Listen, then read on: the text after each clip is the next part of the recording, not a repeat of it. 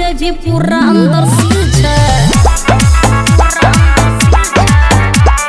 एना किए ताकै छही छोरा टुकुर बेरी बेरी लाइट नहीं बारे भुकुर भुकुर चढ़ली जवानी देखी होई छे तू पागल हमरा पीछे बहुते छोरावा छे लागल गलिया पतिल छे ढोरी के नीचे बिल छे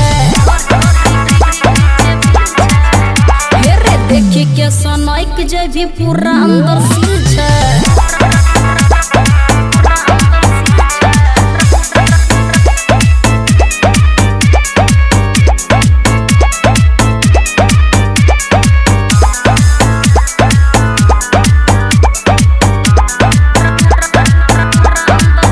सोलिटी छले छोरा पूरा किनार बीच में छले हेरे बड़ा का इनार बात हमर बुझ कर दूर से सबूर डूब जे भी छोरा रहे हमारा से दूर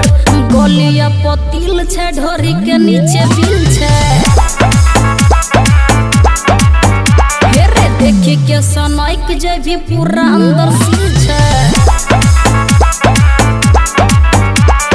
एना किए ताकै छही छोरा टुकुर बेरी बेरी लाइट नहीं बारे भुकुर भुकुर चढ़ली जवानी देखी होई छे तू पागल हमरा पीछे बहुते छोरावा छे लागल गलिया पतिल छे ढोरी के नीचे बिल छे हेरे देखी के सनैक जे भी पूरा अंदर सील छे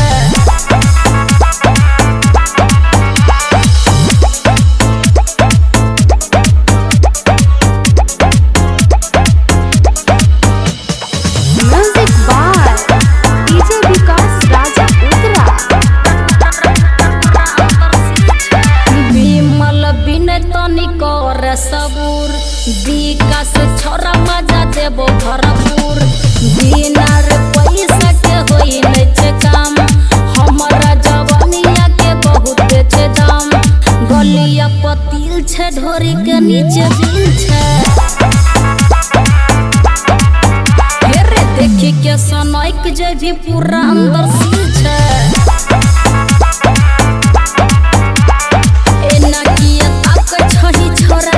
बेरी बेरी लाइट नहीं बारे भुकुर भुकुर चढ़ली जवानी देखी होई छे तू पागल हमरा पीछे बहुते छोरावा छे लागल गलिया पतिल छे ढोरी के नीचे बिल छे